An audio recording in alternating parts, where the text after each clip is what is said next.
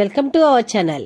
ఈ రోజున మీకు చేపల కూర ఒకేసారి వేపుడు వాలుగా ప్రాజెక్ట్లో పడ్డ వాలుగా మా బావగారు అలా ఇక్కడ పంపించారు.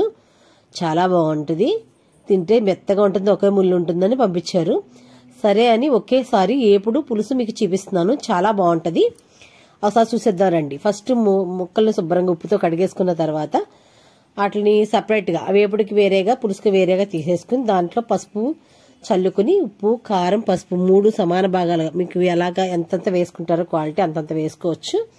అంటే మీరు తినే కారాన్ని బట్టి ఉప్పుని బట్టి వేసేసుకుని, ఇది డబ్బాలో కారం మాకు ఆడిచ్చిందనండి, మీ చిన్న సన్నమిరపకాయలు ఆడుకుంటాం, ఇలాగే ఉంటుంది కలరు.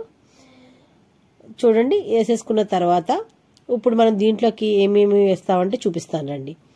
అల్లం వెల్లుల్లి పేస్టు, అల్లం వెల్లుల్లి పేస్టు కొంచెం మనం మాంసం కూరల్లో వాడినంత వాడాం, చేపల కూరకి తగ్గించి వాడతాం, లేకపోతే మాంసం కూర టేస్ట్ వచ్చేస్తుంది అనమాట. అందుకని మనం అల్లం వెల్లుల్లి పేస్టు కొంచెం తగ్గించే వేసుకుంటాం కనుక వేపుడులో వేరేగా పులుసులో వేరేగా వేసాను. అదేవిధంగా ఇప్పుడు మనం ఏం వేసుకుంటున్నాం అంటే మసాలా లవంగ మొగ్గలు, జీలకర్ర, ధనియాలు, ఎల్లుల్లిపాయ ఇంత మాత్రమే వేసుకుంటాం. ఇంకా దాసిన చెక్క కానీ యాలక్కాయలు కానీ ఇలాంటివి ఏమి వాడడం. ఎల్లుల్లిపాయ కొంచెం ఎక్కువే వాడతాం. ఆల్రెడీ సీసాలో కొంచెం పొడులు చేసేసి పెట్టుకున్నాను, అవి వేసేసుకుంటాం. దీంట్లో మొత్తం కలిపి ఒకసారి మిక్సీ పట్టాలి. మిక్సీ పట్టి అప్పుడు దీంట్లో కొంచెం దాంట్లో కొంచెం వేసుకుందాం. చూసారా, మిక్సీ పట్టేసాను, మిక్సీ పట్టడానికి వేసుకున్నాను.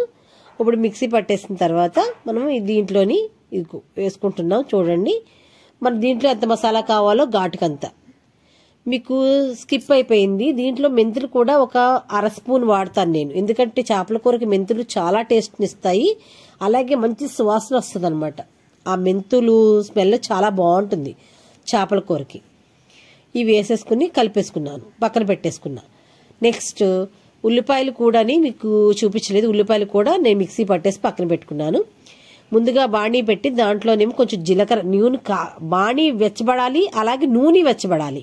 2 వెచ్చబడిన తర్వాత కొంచెం జీలకర్ర, 1/2 స్పూన్ జీలకర్ర వేసి తర్వాత ఒక 3 కరివేపాకు రొబ్బలు వేసి, అలాగే మనం ఉల్లిపాయలు వేపేసుకున్నాం కదా, అదే మిక్సీ పెట్టుకున్నాం కదా, ఆ మిక్సీ పట్టుకున్న పేస్ట్ని దీంట్లో పెట్టుకుని వేపేసుకున్నాం. చూసారా బాగా ఎంతలా ఎగిపోయిందో, ఎంత ముద్దేసాం కదా, కొంచెం అయింది అది. అలా బ్రౌన్ కలర్లో వచ్చేలాగా వేపుకోవాలి. వేపుకుంటేనే అదే కూర టేస్ట్, అసలు టేస్ట్. అలాగే మా మన్నాళ్ళు బాగా ఏడ్చేస్తుంది, ఫస్ట్ తనకు ఒక ముక్క వేపుతున్నాను. నెక్స్ట్ ఇప్పుడు మనకి ఫ్రై కూడా కలిపేసి ఇవన్నీ కలిపేసి పక్కన పెట్టుకున్నాం. పులుసుకేమో చింతపండు నానబెట్టుకున్నాం. ఇవి వేపిన తర్వాత మనం ముక్కలు వేసేసుకున్నాం. ముక్కలు ఆల్రెడీ అన్నీ వేసేసాం కదా, వేసుకుని ఒక 2 మినిట్స్ ఉన్న తర్వాత మనం దాంట్లోని వాటర్ పోసుకోవాలి. ముందే పులుసు పోస్తే ముక్కల పులుపు ఎక్కువైపోయి తినబుద్ధి అవ్వదు. అందుకని ముక్కకి 1 గ్లాస్ వాటర్ పోసి కొంచెం లైట్గా ఉడకనిద్దాం.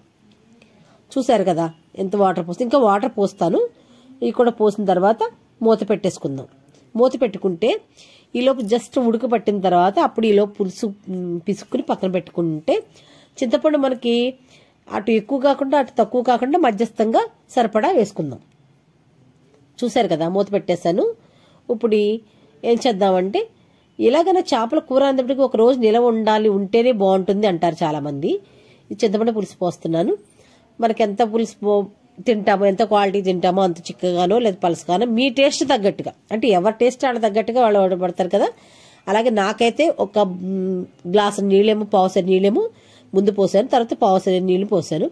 చూసారా ఉడికిపోయింది కూడా, ఆల్రెడీ నా కూర దగ్గర పడింది. నేను కొత్తిమీర వేసేసుకున్నాను. ఈ పక్కనే మూకిట్లో నూనె పెట్టుకుని, ఈ ఇందాక నుంచి గంట సేపు పైన అయింది కదా, ఉప్పు కారం రాసుకుని అది వేసుకుని వేపుకుంటున్నాను. ఇంకా వేపుడు అటు పులుసు 2 అయిపోయినాయి. చూసారు కదా ఎంత టేస్టీగా ఎలా కలర్ఫుల్గా ఉన్నాయో. నా ఛానల్ లైక్ చేయండి, షేర్ చేయండి, సబ్స్క్రైబ్ చేసుకోండి. అలాగే సబ్స్క్రైబ్ చేసుకుని బెల్లాలు చేసుకోండి. ఎలా ఉందో మీరు